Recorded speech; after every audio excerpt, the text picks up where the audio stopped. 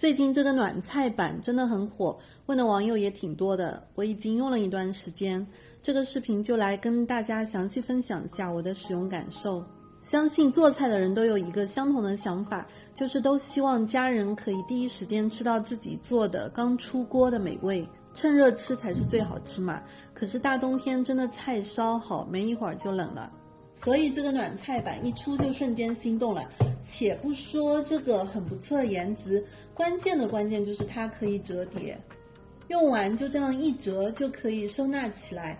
想象一下，如果不能折叠的话，这么大个东西过了冬天都不知道收到哪里去，而且它也是很轻便的，不会像那种玻璃的很重，这个电源是可以完全脱离的。所以其实颜值和易收纳性这两点我觉得都是挺好的。下面来看看它的功能。功能是比较简单的，一共就3个键，短按开机，按调温键，80、100、120度可以选，按定时键可以设置1小时、2小时、4小时定时关闭，选择好温度时间之后再按开机就可以了。启动后是热得很快的，大概1分钟左右，手心就可以感受到热度了。功率是330瓦，不是很高，但是热得挺快的。从这个面板画的圈圈可以看出，它大概可以放6盘菜，但不是只有这个圈圈是发热的哦。除了这个边缘几厘米是防烫手，温温的，可以用手触碰，其他位置全部是烫的，所以千万不要用手去摸中间试温度，你只要把手心悬空在上面，就能感受到热热的。像我现在已经能感受到热热的。暖菜板当然最大的作用就是暖菜，为了让大家更直观的看到，我就想着炒2盘菜来测试一下。正好想吃炒年糕了，就炒了2盘年糕。盘子我是特意选的这种底部有凸起的，因为有好几个网友问我底部凸起的话能不能很好的导热。测试的时候我家室内温度大概在15度左右，2盘年糕初始温度分别是暖菜板上的年糕底部74度左右，表面70度左右，桌子上的底部81度，表面72度左右。这盘底部温度高一点，可能是因为我出锅时是直接倒的，那盘是一点点铲进去的。同时我又热了2杯牛奶来多一个对比，装的是玻璃杯，这个暖菜板是不挑材质的，所以玻璃也可以。牛奶2杯分别都是64度左右，暖菜板开启的是120度，半小时后桌子上的年糕表面温度34，底部温度54左右，暖菜板上的表面47，底部73，比桌子上的表面温度高13度，底部温度高近20度。关键是底部温度跟半个小时之前比几乎没有降低。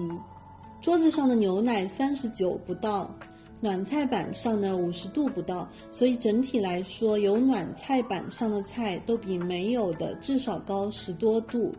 它的效果只会时间越长效果越好。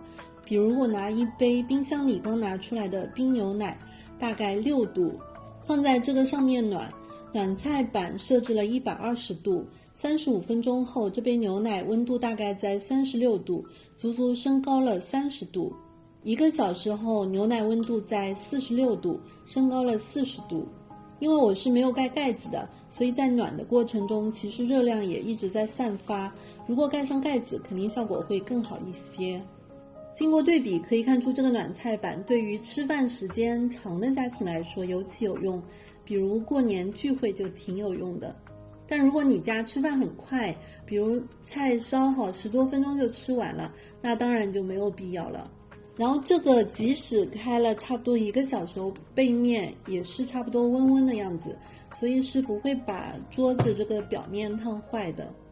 在易清洁方面，我是特意滴了几滴红烧汤汁上去，并且特意等它干掉后再擦，喷了点小苏打水，很轻松就擦干净了。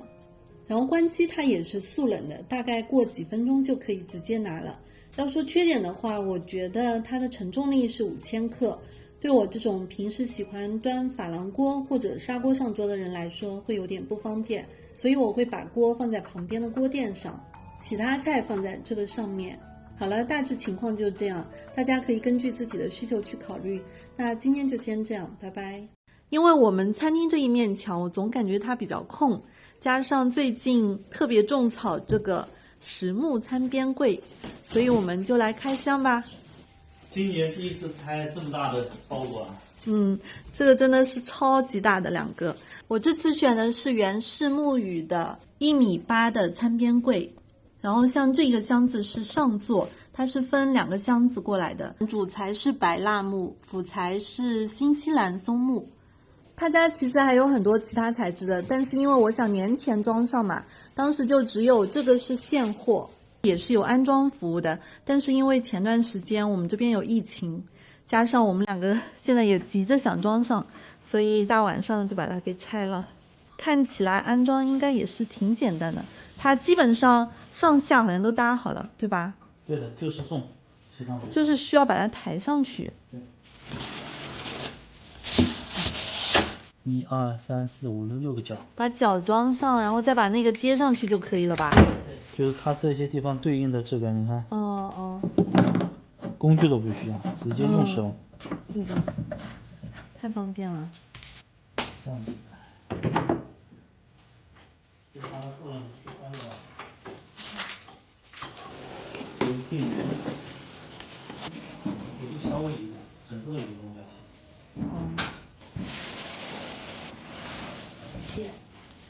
坐稳，听见，大力士，大力士。好了，我帮你。你别动，你就是个花瓶。花瓶都上不上关键是。好，走。1.8米是小心。再往里面移是吧？抬到对齐就好了。挺好看的。你选择必须好看。把桌子搬到中间应该会更好。对。看一下背面。它这些工具都是配套的。这转固定好就行了。对，转2颗就行了。唯一的难点就是搬运这个。这样子有3个。有3个地方固定。你看啊，它这些地方挖了一个洞，就是为了电源走线，比如说从这里走来到这边。对的。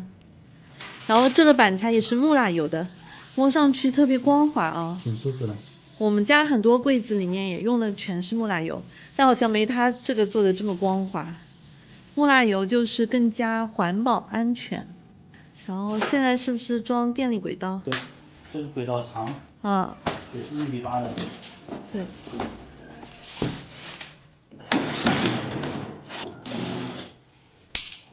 这个它本来洞板是装好的，然后因为我们这个是有电力轨道的，所以就要把这个洞板稍微移动一下位置。就是把这个插头大的给它弄进去就好了。好了，然后装进去。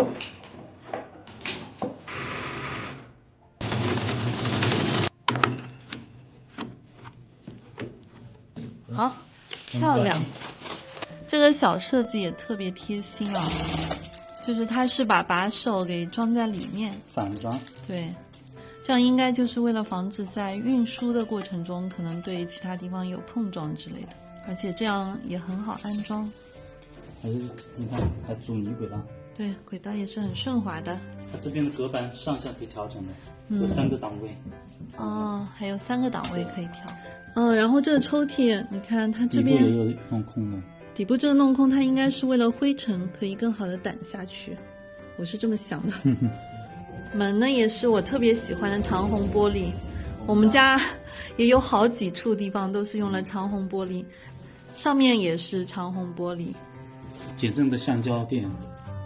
就是这个移门拉过来。对啊。我们之前那个柜门好像没有这个。对啊，然后你看这边上也都是有的，每个移门的这边上。我看看。这边都有，上下都有的。台面高度是90公分的，跟我们家那个洗菜的那个台面是一样的，不用弯腰。现在把它擦一下，我们怎么摆上去吧。好。先放咖啡机。现在开始注入灵魂，顿时变得好看很多吧。对。那个位置就正好可以放一个小烤箱或者微波炉，你能不能居中一下？晚上我们临时大概收纳了一下，发现真的好能装啊！而且发现我老公真的买了好多杯子啊什么的咖啡的东西，就这里装了5个奶缸，然后这里1、2、3、4、5、6、7、8、9、10个咖啡杯，然后我们洞洞板配件也要买一下。那今天就先这样吧，后面其他的都收纳好后再跟大家分享吧。好了，晚安。